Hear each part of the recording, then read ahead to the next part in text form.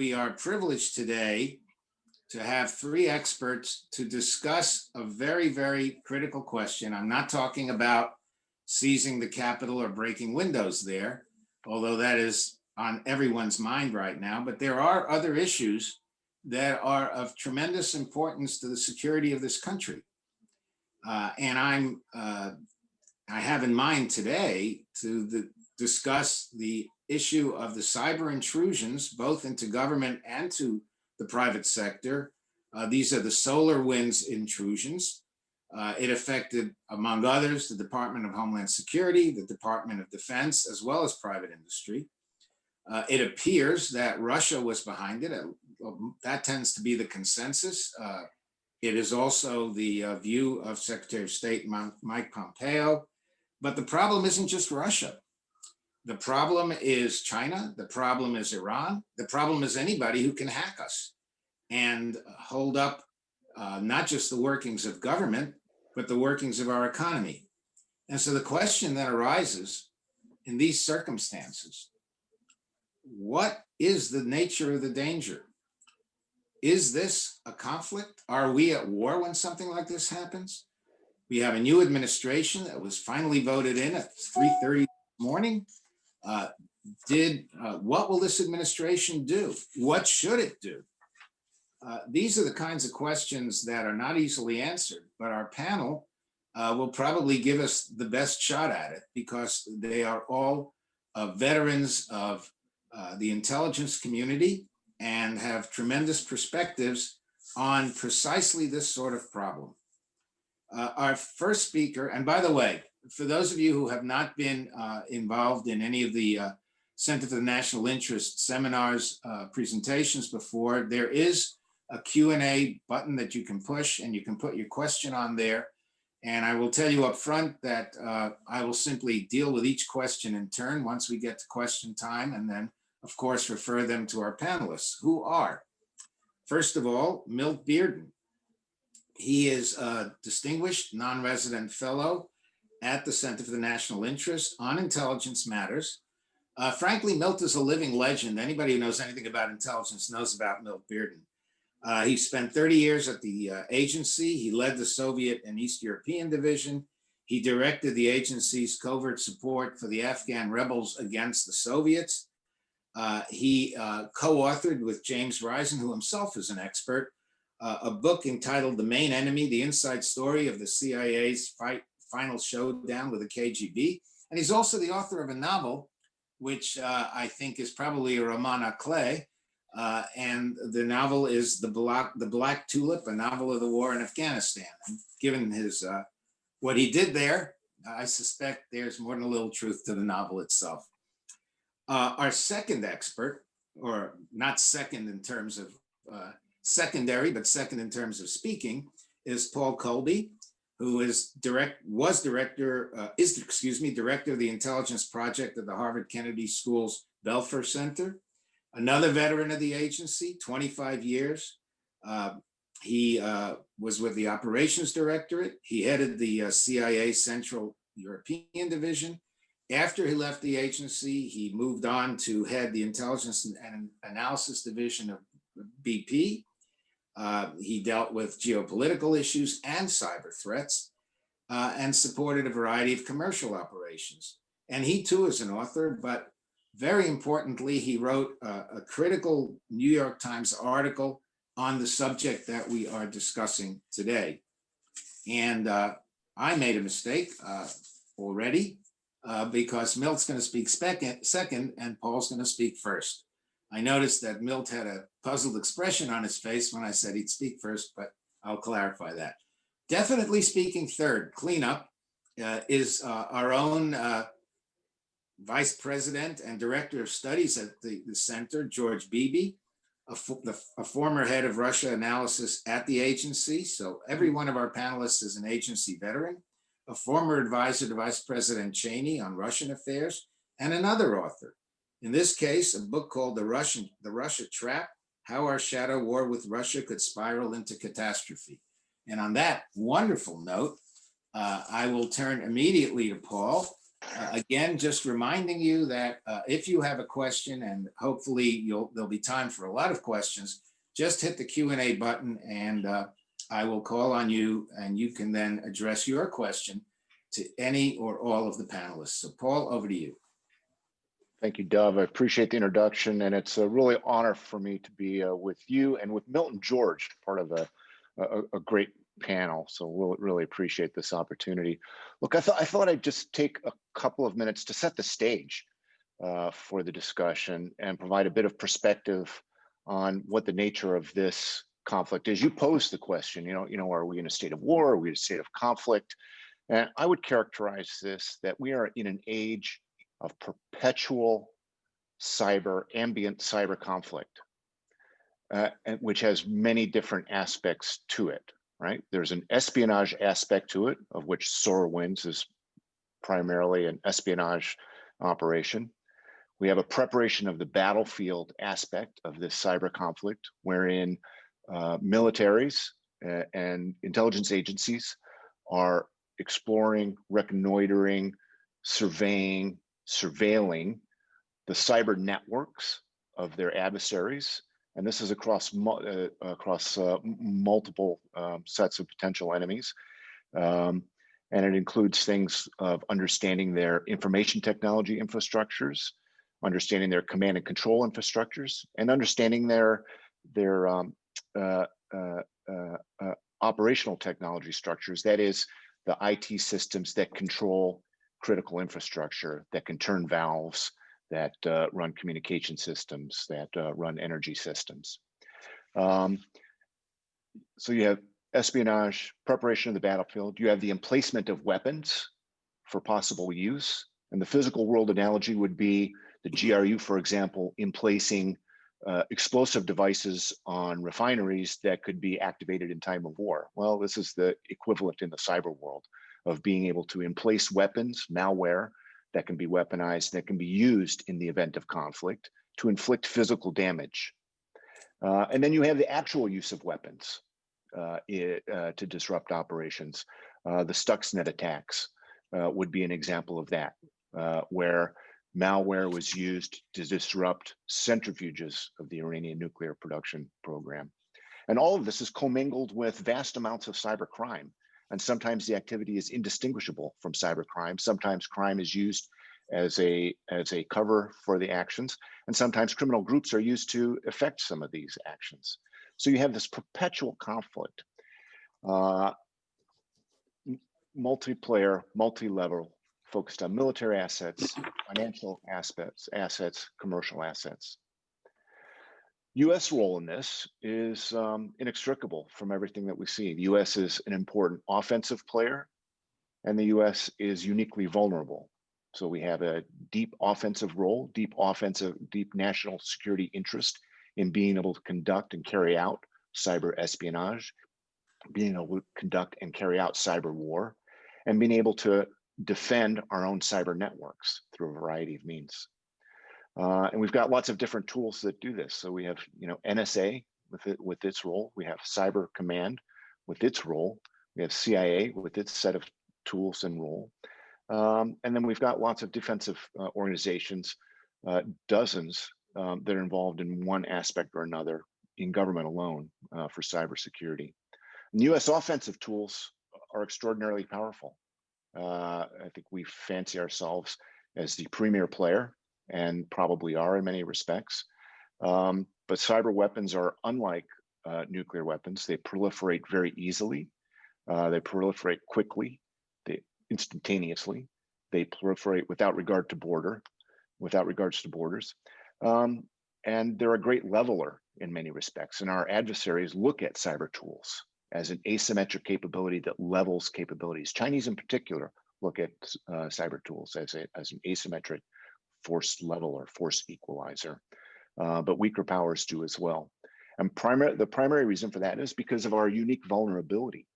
The United States, perhaps more than any other nation, but certainly others share this, is vulnerable because of our dependence on information technology networks to power our economy, as underpinning for our financial systems, underpinning for Wall Street, underpinning for commercial transactions, communications, global communications, our military communications, et cetera, et cetera.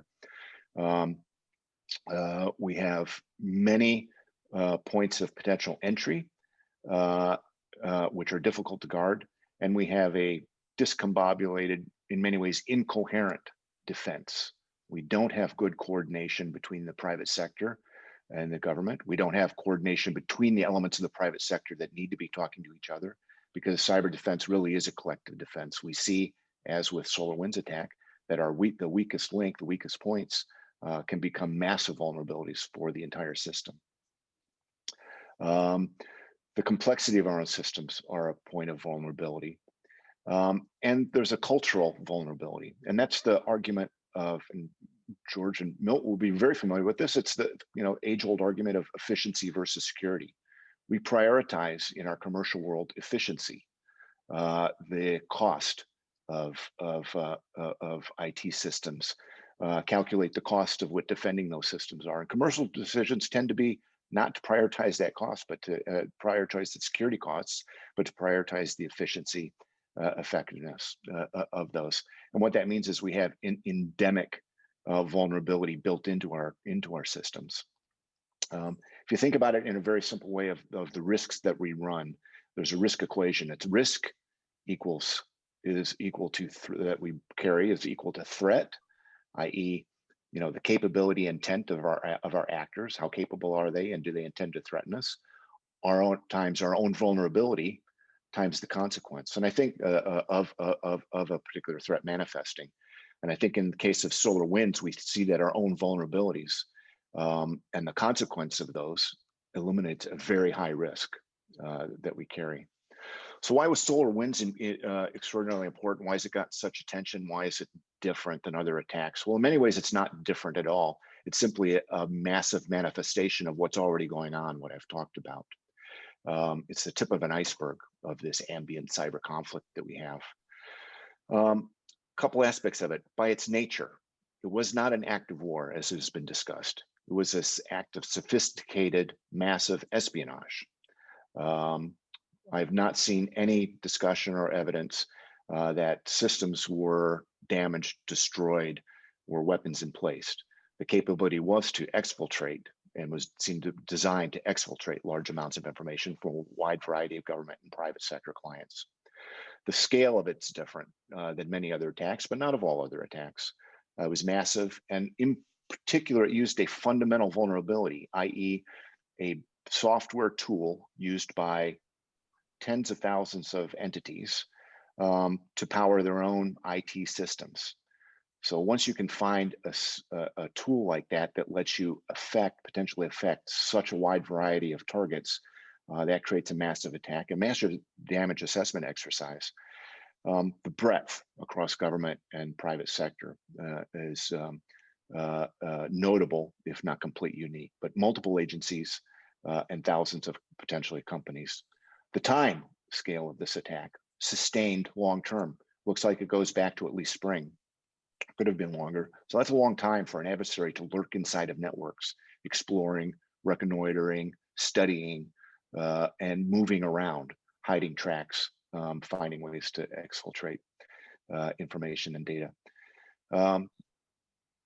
We've seen efforts to mitigate it, but it appears to me really a barn door, closing the barn door effort, in that the mitigations that have been put out in terms of do this, patch this, in response to it, are shutting down the access point, but it doesn't address the presence already in the networks. Thousands of companies are going to have a really difficult time both identifying what's in their networks, if something's there, where it is, where it's hiding, and what it's done. And then the damage assessment piece of it is going to be extraordinarily difficult to understand what's been lost, what other tools might be in place, what capability remains. So what you have is a cyber hack, I won't call it an attack, that exploits and exposes fundamental weaknesses in America's cyber defenses. The supply chain aspect of it is one that's particularly worrisome. It also highlights our vulnerability because we tend to focus on perimeters, i.e. building a wall to keep things out, where we really need a systematic multi-layered defense i.e. an ability not only to keep things out, but to discover them once they're in the network, systematically be able to share information, understand anomalies, move quickly, share information quickly. It's notable that this appears to have been discovered by a private company, FireEye, vice any of the big government agencies. And that's an aspect that I think that's worth noting. And I'll just end on the piece that, for me, the most important aspect of this is it highlights the inability of the United States government to currently provide a national cyber defense. We really need a sustained, systematic, and coordinated cyber defense that incorporates private sector, incorporates government, incorporates military, incorporates allies into a Swiss cheese approach, an approach that looks more like a territorial army than a Maginot Line to defend what is going to be a sustained, and I think in many ways unending, cyber conflict. I'll pause there, stop. Well, thanks very much, Paul. That's a great scene setter and some terrific suggestions. Milt, I'm going to turn to you. And one thing that perhaps you might also address, one of the things that we try to do in government, I know I tried it personally at DOD, is we try to centralize everything, use the same systems, because if we use multiple systems, it costs us more. But what I heard Paul say is that if you have a lot, everybody has the same system and the system is penetrated, we're all vulnerable. How do we get around that? But Milt, your thoughts. You've got a lot of experience in this world. Well, thank you, Dov, for your initial kind introduction. And goodness, thanks, Paul, for setting this piece up. We have just had a massive hack. We're all, I think, in agreement. We're calling it a hack and not an act of war. But in fact, to me, it has brought us to a point somewhat similar to points throughout the history of the United States and allies and adversaries. A point where we do, as Paul suggests, I think, have to come up with defensive concepts that involve alliances. If you go back to after World War I, we rushed to launch a couple of treaties, the Washington Naval Treaty, the London Naval Treaty, which were designed to limit capital ships to 10,000 tons and guns no greater than 8 inches. And it involved some of the usual suspects, the UK, the US, France, Germany, not Germany, France, Japan, and Italy. Not Germany for some obvious reasons, because we thought they were under control by the Versailles Treaty. That moved us through, those were signed in the 20s and again in around 1930, but by 1936, the Japanese had removed themselves from that treaty. And as we saw, we all moved inexorably from that position into a very destructive war that humanity is still actually recovering from. We then, after all of that, and after Hiroshima and Nagasaki, and I'm sort of closer to those, or closer to Nagasaki. My dad was with the Hanford Engineering Works that did the project for Nagasaki. We understood that we were in a new era, and that the potential had been reached by 1956 after the Soviets had successfully tested their weapons, that we had reached a point that Herman Kahn at the Hudson Institute called mutual assured destruction. That moved us along but a number of years until around the 90s, when we got serious about the START talks and START 1, and got into strategic arms limitation discussions with the Soviet Union, and had some agreements that came into place. Now here we are at a point where the world isn't 18-inch guns, or missile silos, or B-1, B-2 bombers, Tu-95s. It isn't that world that most of us here grew up in. I, as an Air Force intercept operator, when I was bored listening to Chinese chatter on tactical Air Force frequencies, would flip over on my Collins receiver to another frequency that I thought was just spooky, but a little entertaining at the time as a young Air Force guy. And I would listen, and the exchange would be something like this: Sky King, do not answer, authentication code 55955, blah, blah, blah, blah, blah. Sky King, do not answer. And it was a voice that today you would probably pick Morgan Freeman for. But what that was doing was tilling about a third of the Strategic Air Command aircraft in the air at any given time, what their orders were: stay in a peaceful orbit or head off to targets either in China or North Korea or the Soviet Union. Cyber is probably reaching or has reached a point of mutual assured destruction. I mean, we can do great damage to each other. It is also more problematic because it's always asymmetrical. Things were easy during the Cold War. It was the US and the Soviet Union. We had our friends, they had theirs.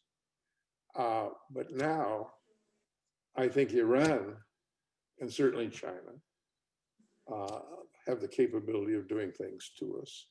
Maybe some very clever North Koreans can do some very damaging things to us as well. So it's not just that we have to sit down and first with our allies, our NATO friends in Japan, and say, what are we going to do about this, as Paul has suggested? But how do we go about it, and who do we include? So the problem is, it's 2021. The new threat really isn't an 18-inch gun offshore. It's this stuff that affects the medium through which we're all talking right now. And people have, at this point, not the 18-inch gun offshore, but their hands on a switch or on all the switches, that rather than just collect the intelligence, as we suspect, and as Paul has pointed out up to this point, but to throw that switch and start shutting things down. So my suggestion is that we talk among ourselves and those in the audience on what might we do about that, because we're going to have to do something. We're going to have to come up with something that matches something in history. So let me leave it right there for the opening piece, and let's see where this goes. Thank you, Milt. Let me turn to George. The questions are starting to come in.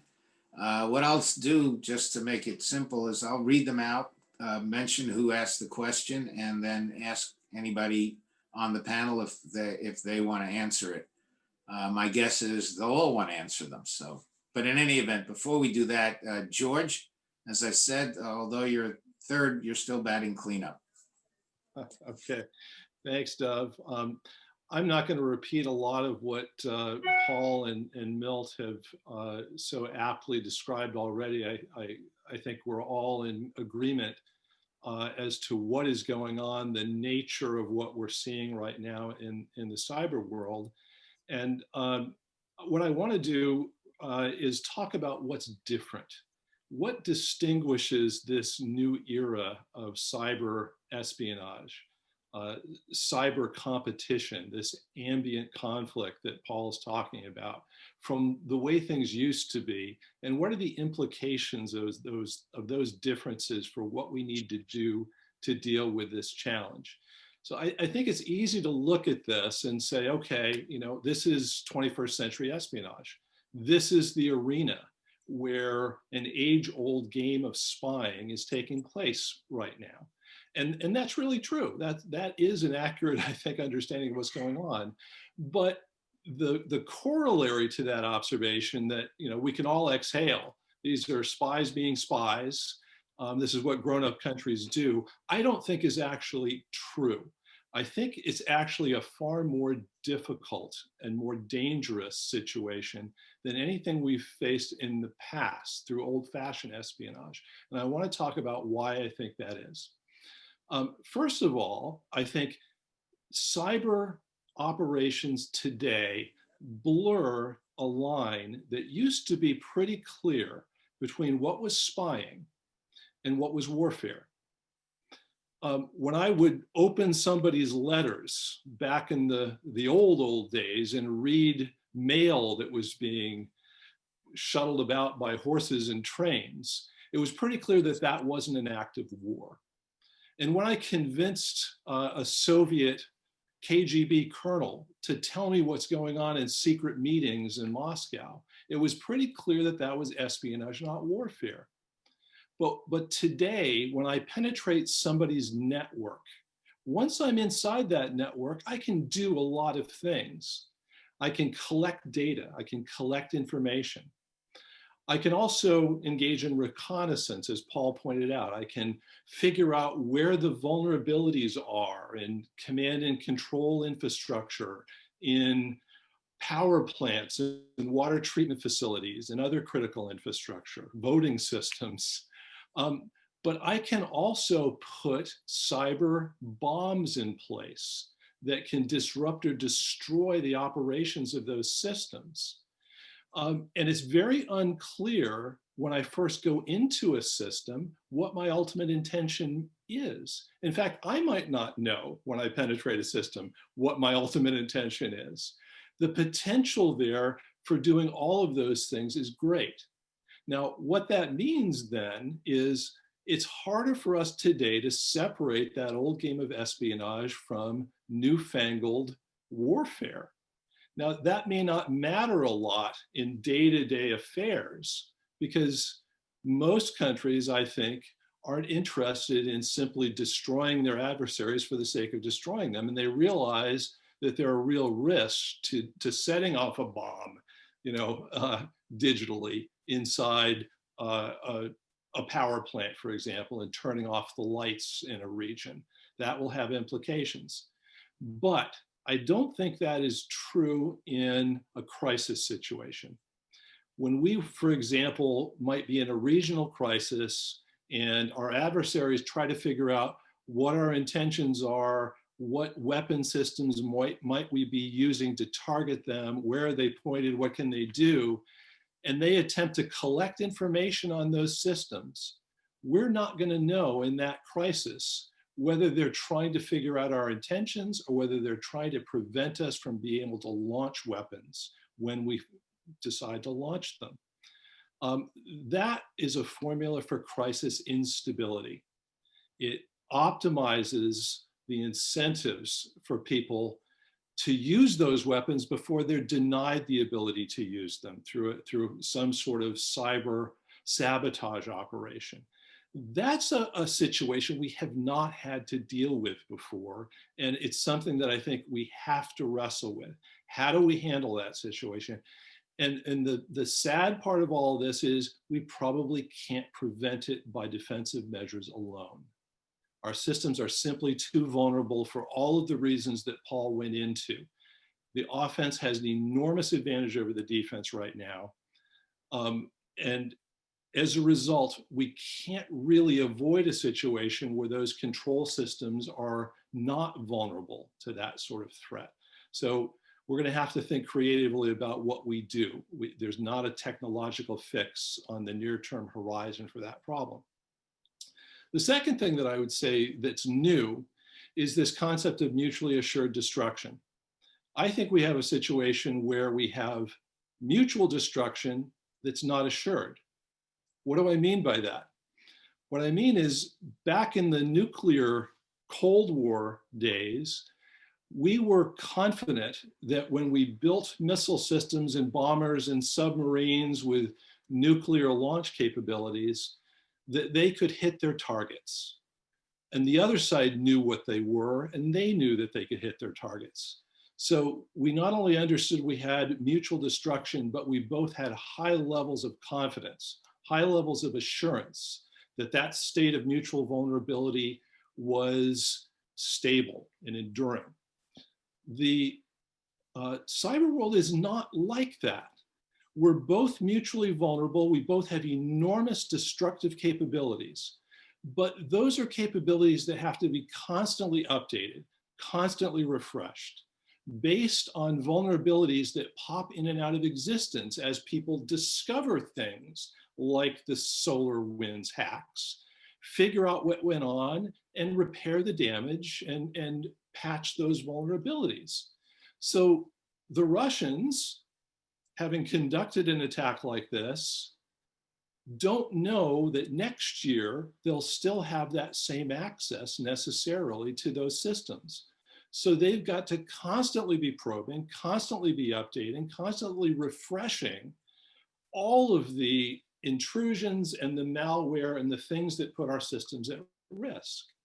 Well, what do we do when we discover these things? We also feel like, well, we had better make sure that we have an ability to hold Russian systems at risk so that they realize that if they set off a cyber bomb in our critical infrastructure, that they'll be vulnerable too. Well, to do that, we've got to engage in exactly that same process of constantly finding new vulnerabilities, assuring we have access, updating the cyber weapons that we use to hold the Russians at risk. That's a state of constant attack and response. It's a cycle that is difficult to break out of and difficult to control. So my argument here is we have a state of vulnerability, the potential for destruction on our side and on the sides of our adversaries is enormous. And it's not a stable state. It's not one that is stable in a crisis situation. It's not one that's stable outside a crisis situation when you're looking at the kind of vulnerabilities that we have. And it's not something that we can fix by ourselves. Our defense is not capable of preventing these kinds of vulnerabilities. So what do we do? Well, I think we have to do a couple of things, and we can talk more about this in the question and answer. But one is we have to do one thing that we refused to do so far, and that is to engage diplomatically with the Russians on how to handle this. We've treated that as a reward for bad Russian behavior rather than a formula for enhancing our own national security. And I think in a state that we're in right now, we're going to have to figure out how do we do some things like what we did in the Cold War when we established some rules of the game, you know, the incidents at sea agreement, for example, other things that agreements that we reached with the Soviets that were in our mutual interest that helped us ensure that things didn't spin out of control in ways that hurt both of us. That's the kind of direction that I think we have to take right now. I think we also have to proceed on an assumption that all of our systems are vulnerable, that all of them are going to be penetrated if our adversaries want them to be. And what that means is we have to build backup.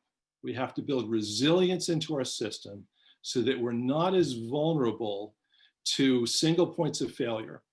And just to give you an example, if all our power plants in this country are all dependent on SCADA systems, computer-based industrial control systems, and they can't function without them, that incentivizes our adversaries to hold them at risk. And it means that we have very little that we can do if somebody in Iran or China or Russia wants to flip a switch and turn out the lights in those areas.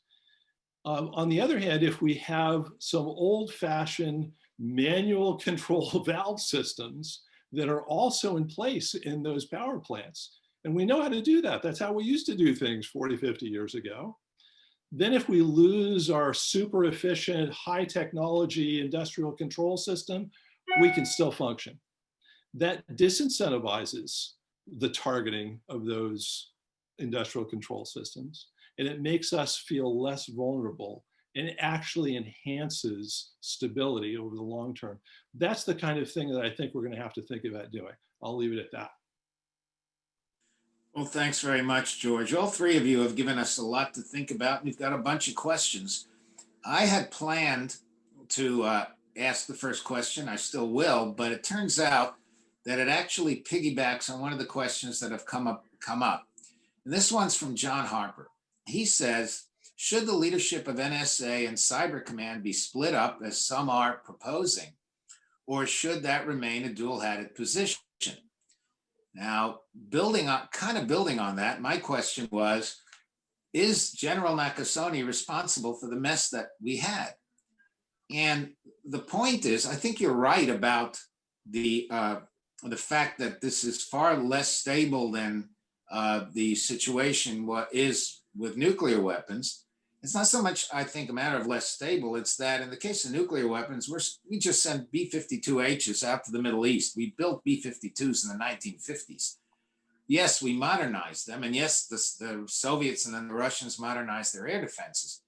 But that takes a lot longer. And what we're talking about here are things that can change overnight and do change overnight. Just look at your iPhone. Every year, a new iPhone. And so the question then is, how do you assign responsibility for dealing with this sort of challenge? Is it just a solution of breaking up the Cyber Command? Who is responsible? How do you deal with that? I think, George, you want to answer that one live, so please do. Okay. A simple question with a fairly complicated answer. I think to some degree, no one is responsible for the kinds of vulnerabilities that we face. And at the same time, we all are responsible. And when everyone's responsible, then it's very hard to assign, individual responsibilities.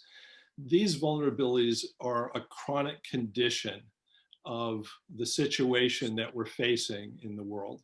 And I think Paul did a very good job of describing why we're as vulnerable as we are, this mixing of the public and private sectors, the old division between the national security world and the private world of civilian affairs. Those distinctions really have lost their relevance. All of this is so entangled that it's hard to separate who's responsible for all of this. So, is Paul Nakasone responsible because we had an important supply chain company that was lax with its security, that allowed the Russian intelligence services to find a way into the supply chain, and then from there get into sensitive areas that Cyber Command and NSA are responsible for securing? No, in a sense, not. But I would say one thing on all of this, and that is there's a theoretical underpinning for our cyber strategy right now that I think we need to re-examine. And we call this persistent engagement. We also call it defending forward. And it's based on the notion that because we can't really defend our networks very successfully through defense alone, that we need to go on the offense. We need to defend inside the systems of our adversaries, penetrate their systems to understand what they're up to, gather intelligence on what they're planning, what they're doing to us, put in place malware that holds their systems at risk, that causes them to rethink the cost-benefit balance between their offensive operations and their own vulnerabilities. And in so doing, the idea is that they'll be deterred. They'll moderate their behavior, not be as aggressive towards us, and that we'll eventually find a stable equilibrium. We'll each understand where our red lines are drawn by basically fighting it out on a day-to-day basis in the cyber domain. I think the SolarWinds intrusion set calls that strategy into question. This intrusion set happened, as best we can tell, after our persistent engagement approach was already an active cyber strategy, an active guide to our operations against Russia and others. I don't see that it had really a deterrent effect. And I think you could even make the argument that to some degree, those offensive operations are part of this cycle of action and reaction that is endemic to the cyber domain. And it is not actually having a restraining effect.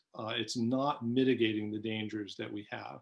So I wouldn't argue that we shouldn't engage in offensive operations at all. I wouldn't argue that there is not an important role to be played by holding Russian systems at risk and other cyber adversary systems at risk. That's a part of the formula. But I think it has to be coupled with some other elements of strategy that include diplomatic steps, that include unilateral steps that we can take inside our country to make us less dependent on cyber operations, less vulnerable to single points of failure. That combination of tools is what we really need to be exploring, rather than putting all our chips on, an offensive approach, believing that we can basically attack our way into eliminating or reducing the dangers here. So no, NSA is not responsible for this. It's not their job to defend American cyber networks. It's part of their job to help with that. But it's in reality, there's no single point of accountability, no single point of responsibility in an incredibly balkanized U.S. cyber system. But there's no one that has the ability or the authority to organize an effective cyber defense. And that's one of the things that needs to be addressed. NSA's role is to penetrate systems, generate signal intelligence, and to protect US systems with cryptography. And its focus is primarily on government systems, some support to private net sector. So no, this isn't a failure of NSA. Would it have been great if we'd had the intelligence, either human or technical, that told us about this operation ahead of time? Right. That's always best. Spies best catch spies. But apparently we didn't have that capability to discover this operation before it was launched or when it was launched. And then the second part of the question, split up NSA and the Cyber Command. Yeah, personally, I think they should be separate. It was never intended to be anything other than a temporary arrangement. And I think that you run it when you've got a single chain of command there, you risk pulling NSA too much into the cyber command gravitational pull. Okay, I think though you've put your finger on something very important. Whether or not we split the two organizations, unless there's someone in charge, you run into the problem that you just talked about and that all three of you have talked about, which is how do you coordinate this thing? How do you get everybody to work together if there isn't somebody who can basically make them do it? I had said earlier, but I think I was on mute. We've got a few questions that I think I can lump together, and I'm going to turn to Milt and to Paul first to deal with them. Graham Allison actually had a bunch of questions. First, he asks, can we identify any explicit constraint on U.S. overt and covert cyber operations against China and Russia that one, we, and he put in paren, folks like us, believe that the U.S. would actually observe, and two, if we were advisors to Russian and Chinese leaders, we would assess that the U.S. was likely to observe. And then he followed up with one more relevant fact: who has proposed an agenda for next steps here? And he refers to Putin's September 25th proposal. Then Anton Fedyashin asks, George suggested that the leading cyber powers of the world start articulating mutually accepted rules of conduct. The Russians have proposed this. That's the Putin thing. Do you believe they mean it? And if they do, from what quarter of the US government would the first positive response come from? And Anton is with the History Department of AU. So let me turn first to Milt to address Graham's question from up in Boston and Anton's question from down in DC, and then Paul, and then George, if you have any additional thoughts. Let me take a little step back on this to my time at Langley. There's an old saying that CIA is something between the diplomatic note and sending in the Marines. Paul had, I think you might have had my corner office in the new building out there. In my day as chief of the Soviet East European Division and later the Central Eurasian Task Force, in my office there was a 2-drawer safe in the corner by the windows, and on top of it there was a telephone. And that telephone would only ring when a counterpart in the KGB wanted to discuss something really important. And that telephone had a name in those days. It was called Gavrilov, after a 19th century Russian poet. And then we would go off and meet somewhere, is anywhere in the world, and discuss things that might be a developing problem that could get out of hand, and that we could discuss at that level, at the intelligence level, and see if we could start to put a cap on it, and then later hand it off to the diplomats.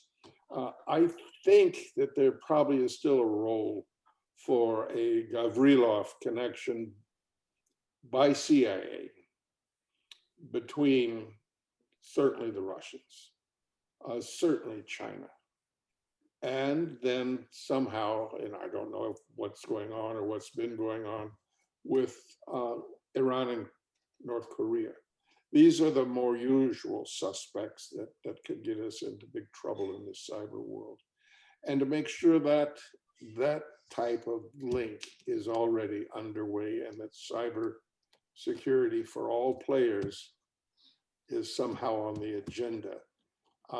And then you can start leaving it to higher level policy in Washington to come up and put somebody in charge of this thing. I'll let others suggest who that might be or how you might structure it, but we absolutely need to understand that this is probably the issue that replaces the battleships and aircraft carriers and missile silos of old, and we're going to have to get organized for it, and clearly we're not.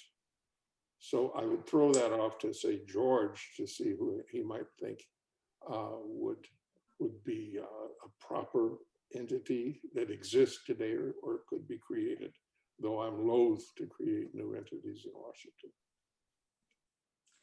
Before George takes that on, Paul, I'm going to pile on to what Graham and Anton already asked, particularly about the Russians and Putin, because Angela Stent has also asked a roughly similar question. She asks, the Russians have repeatedly offered to sit down with the US and talk about agreement on cyber rules of the road, which again is that Putin September statement.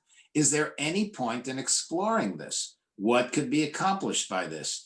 So you've got a series of questions, and actually, of course, you could, as Graham did, you could extend this to China as well. So Paul, do you want to take a shot at this? And then George, come on in. So I'd answer from my point of view, an unequivocal yes. There is a point in sitting down and talking about this. Just as it's important to talk with your adversaries, regardless of what the issue is. It's the only way that you actually can move forward on different issues. I believe that there are at least some areas that you would be able to identify of common interest, where each side would be able to say, look, we believe that this set of behaviors would either be so destabilizing, so dangerous, or so inimical to our interests that it's worth doing an agreement. The problem that I've seen in the last year are twofold. One, complete lack of trust on both sides for the actions of the other. So in the quarters of Washington, it's pretty hard to find an audience that will say these days, and in the aftermath of 2016, of yes, we'll trust the Russians to sit down and follow up on anything that, even if they did agree to something, particularly sort of in the context of the disappointment over their arms control violations. So there was a deep sense of, even if we agreed with something, we can't trust them to follow through with it. So why continue?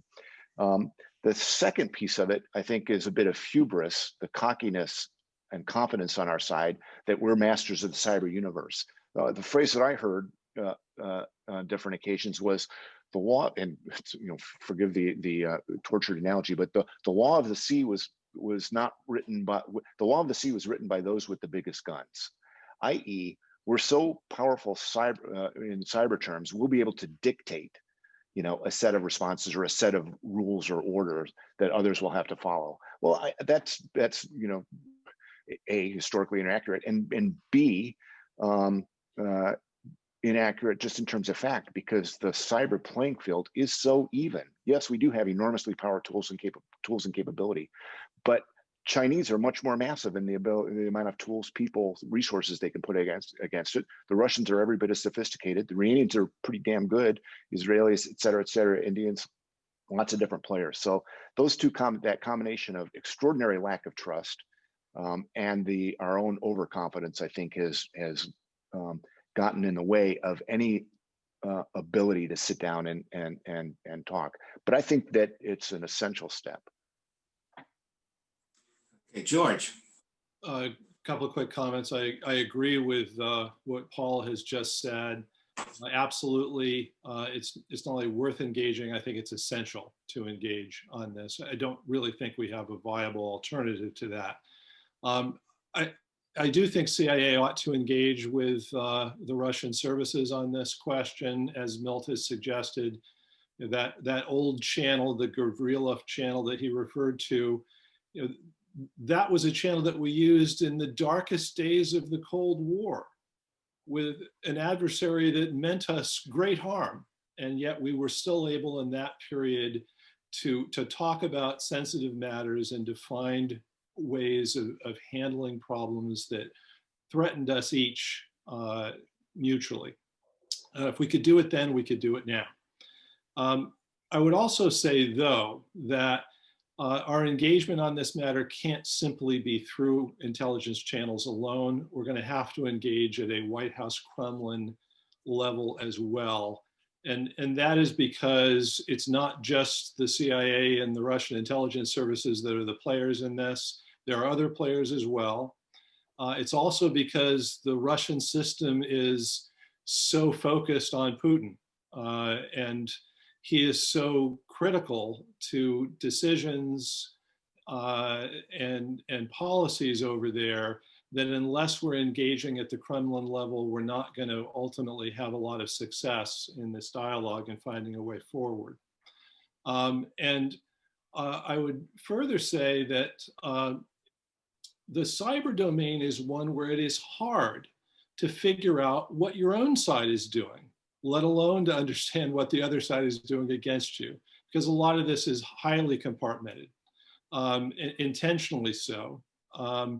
And so it's not necessarily the case that everyone that should be aware of what the United States is doing in the cyber domain is fully cognizant of everything that we're doing. So the act of having a White House Kremlin dialogue on this is useful not just for the engagement between those two leaderships. It's also useful because it can have a centralizing and enlightening function within our own government in figuring out what it is that we're doing. So for what it's worth, my short answer to this is yes, we ought to engage. Yes, it's worth it. And we don't have to trust the Russians to do this. In fact, we shouldn't trust the Russians. We should structure this dialogue in such a way that we're not solely dependent on trust in order for this to work. John Evans asked a similar question. I think you just answered, both of you just answered it. I'm going to read the question out and then make a point that really has not been addressed, although it did show up in Graham's first question.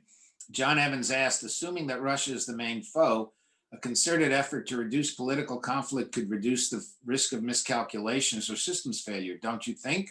Must we accept the old paradigm that we are eternally doomed to existential struggle with Russia? I think the answer is no, that's exactly what our panel has said. We need to reach out to them. But Graham also mentioned China. And I think China is a fundamentally different problem that we have not addressed. If you look at how China is responding to our efforts to get them involved in New START, they simply don't want to play.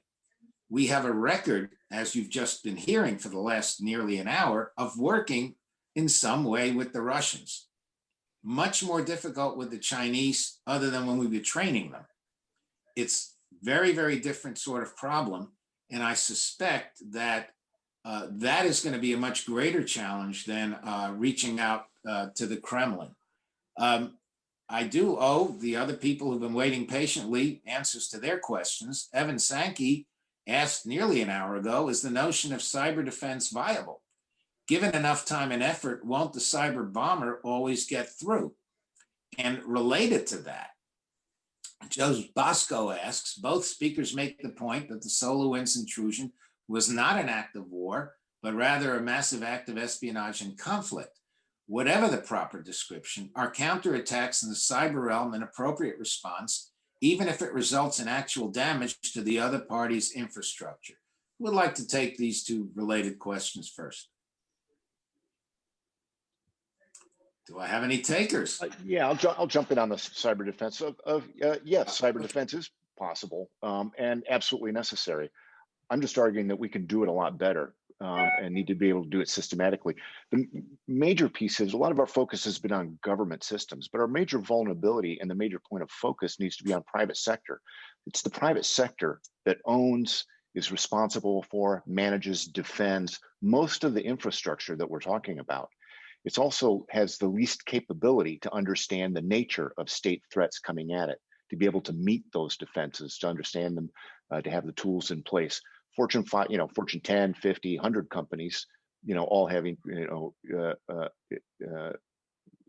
enormous cyber investments. But you start getting down into the smaller companies represented by entities like SolarWinds and others that actually are deeply embedded into the supply chains. Then you start finding, getting into the nature of those vulnerabilities. So we need to have a system that really helps link together, informing, educating, incentivizing, both financially, legally, and culturally, the companies to take the efforts that are needed to defend not just their own efforts, but the collective national defense on that.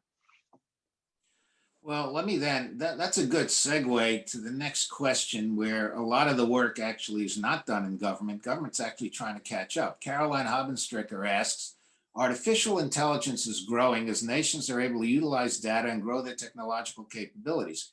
How can we, the US, ensure and actively secure the information gathered in AI and the actual components and building of AI? Or will we plan on sharing that information globally? How can users, individual or companies of AI feel safe? Who wants to deal with the AI question, which is a critical one?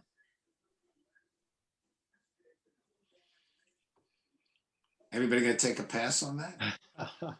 I'll offer a couple of Give it a thoughts. shot, George. It's a very important question, and it's very much a moving target.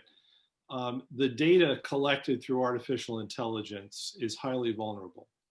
And part of the 21st century competition that we're in internationally with these digital adversaries is not just securing our networks from penetration. It's protecting the data, the integrity of the data, access to that data. And the United States is vulnerable in this area to a greater degree, I would say, than the Russians or the Chinese are, because we're a much more open society. There's much more fluidity in our development of new technologies. It used to be the case that you needed large, organizations, Bell Labs, and large, Pentagon-funded organizations to create new military technologies. It's being done now by startups, by 5 guys in their garage, by university-funded accelerators. It's a very dynamic, exciting, innovative world with a lot of creative people working in it, but not a world that lends itself to high security of the data or the algorithms, the things that are being created. It's a target-rich environment for our adversaries. And unfortunately, it's also at the cutting edge of national security and military technology. So it's hard to defend, and it's very, very tempting for our adversaries to go after that. And I think the questioner has put her finger on an important topic. I don't have a very good answer for how we solve this problem. I do realize it's a real problem, though. I'd throw in Thanks. another comment on that one, is that it's such a big piece of what's going on in China right now. And I don't think we understand how much.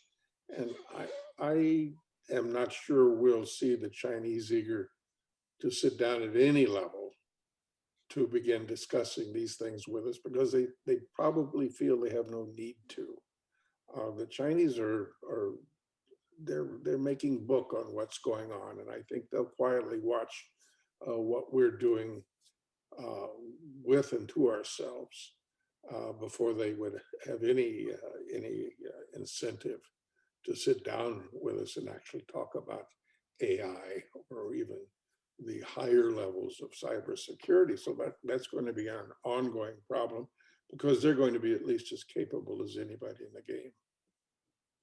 Yeah, in my experience, the only way you get the Chinese to do anything is when they realize they're isolated.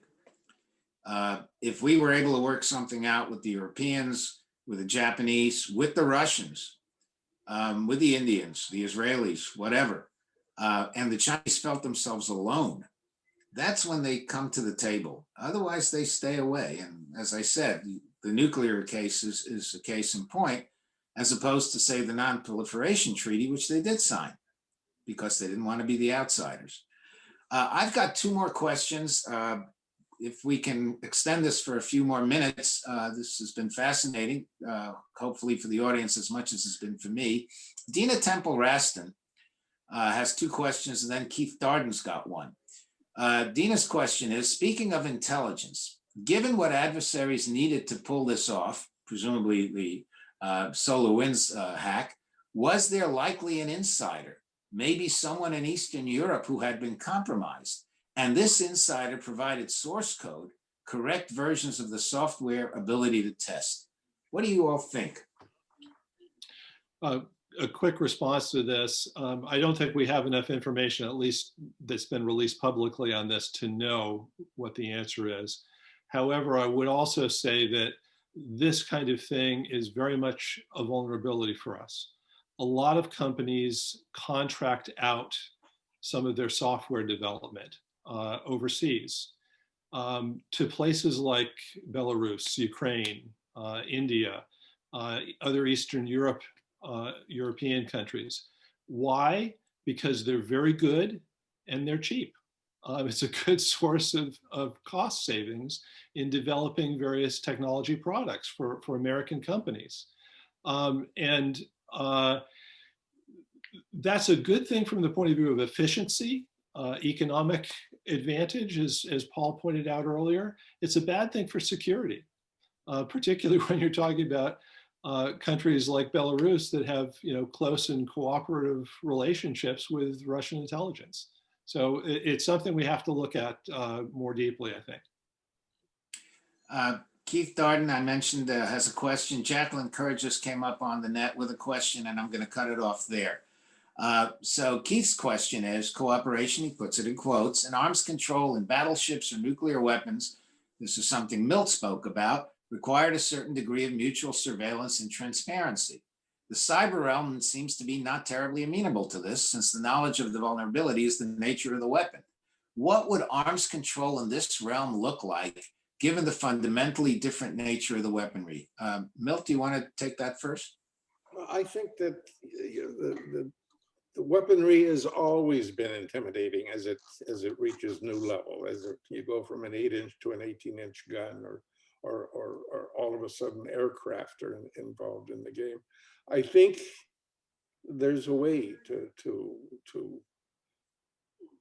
pull this together to where it's mutually understood by alliances that we could build and adversaries on it. I do agree with the questioner that this is going to be difficult, but I don't think that it should be so daunting that we don't just sit down and start getting on with it.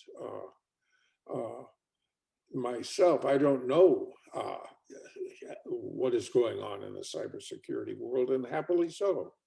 But I'm sure that we have people who do this on a daily basis, and certainly Paul is more into this than I am. So I'd let him take a shot at that. But I think there's no question that we, not only can we, but we must. I'd argue that George, that- Paul, you wanted to jump in here, please? just real quick, Two-Finger. I'd argue that the focus inevitably has to be less on the weapons aspect of it, right? And more on the behaviors aspect of it. It's going to be for the reasons that were pointed out by the questioner, that sort of transparency on cyber weapons is much different than on nuclear weapons or delivery systems, which are pretty easy to see and track and monitor. Cyber far less so. I'd say the focus really needs to be on the behaviors, how systems are used, vice the systems themselves. Yeah, I'll just piggyback on that comment. You can't approach cyber operations on an arms control basis. In other words, you can't identify the weapons and attempt to impose some sort of limits on the weapons themselves. It won't work. What you can do is talk about targets. What's inbounds, what's out of bounds, right? Are nuclear command and control systems inbounds for espionage?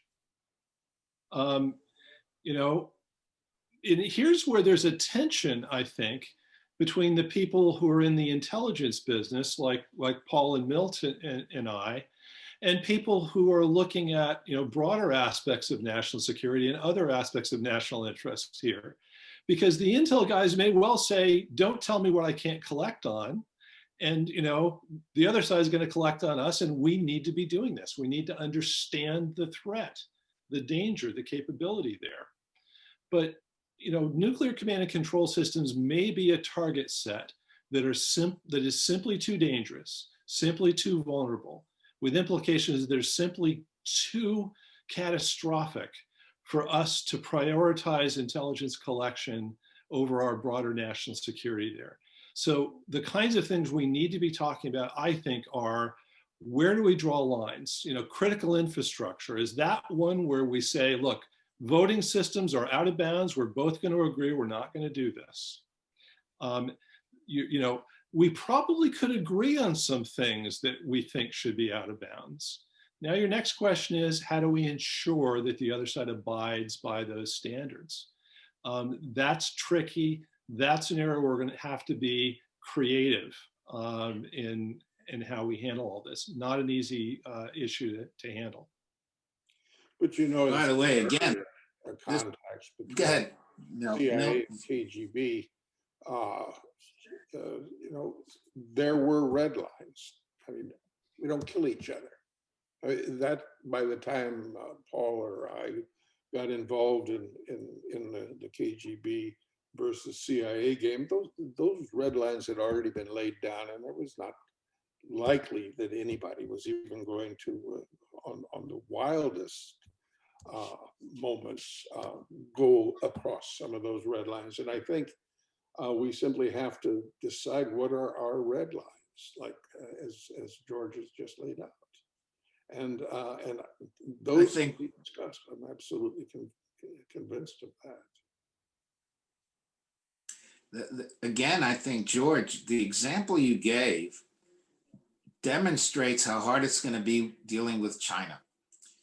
Because voting systems, even Mr. Putin gets himself elected with voting systems of some kind.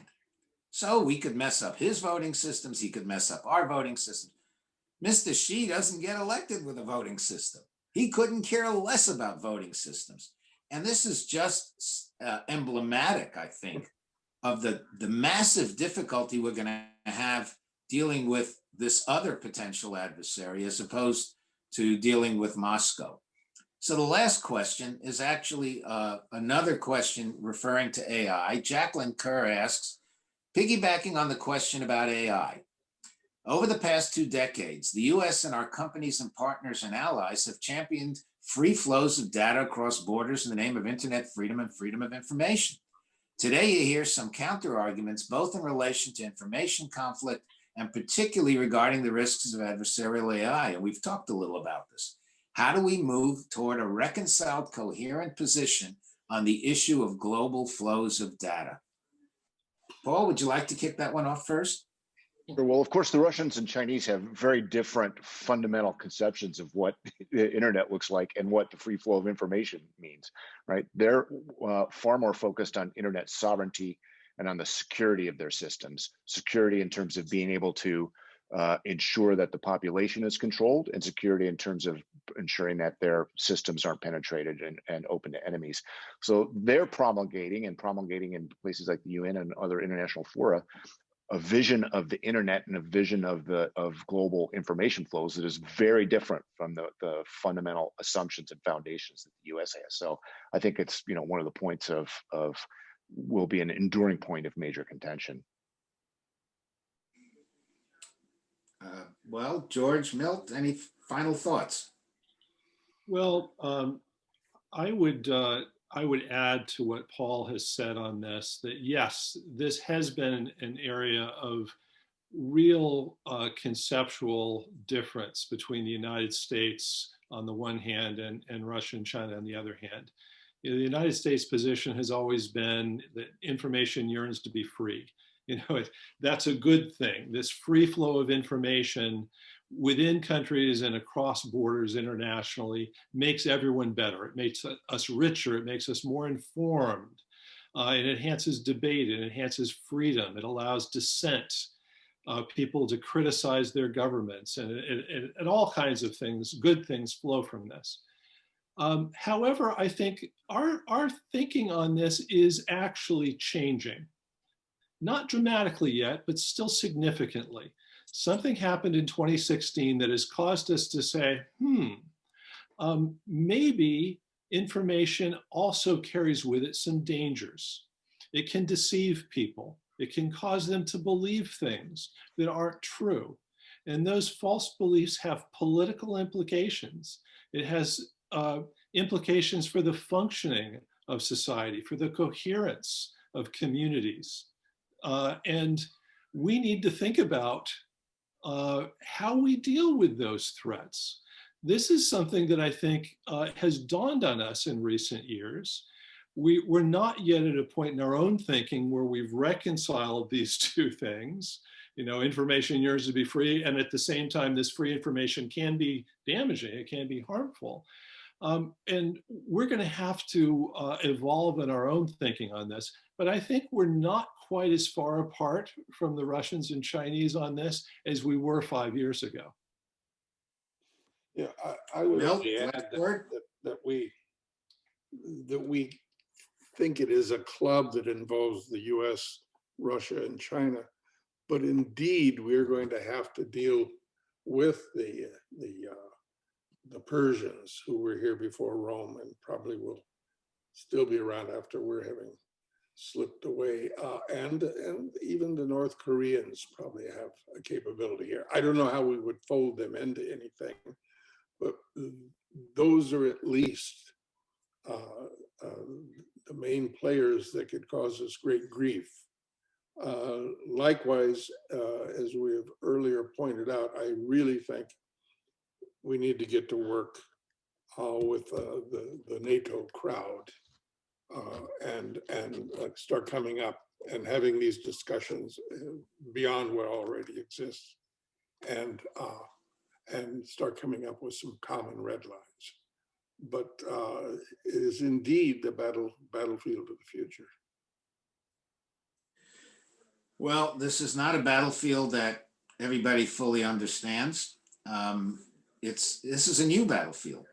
And I really am grateful to the three of you, to Paul, George, and Milt, for clarifying for us the issues, the challenges, the opportunities that are out there It's going to take a lot of work. It's going to take a lot of dedicated people like the three of you who've served this country so well. We've got a new administration coming in. I hope they'll listen to the likes of you three and others like you, because we do have to do something about this. We simply cannot let it fester. That would be disastrous. I think that's one of the messages that all three of you have conveyed. So on behalf of the Center for the National Interest, thank you all. And for those of you who've stayed on here, this has been recorded. And if you want to see it again or tell your acquaintances about it, please do so. Thanks very much.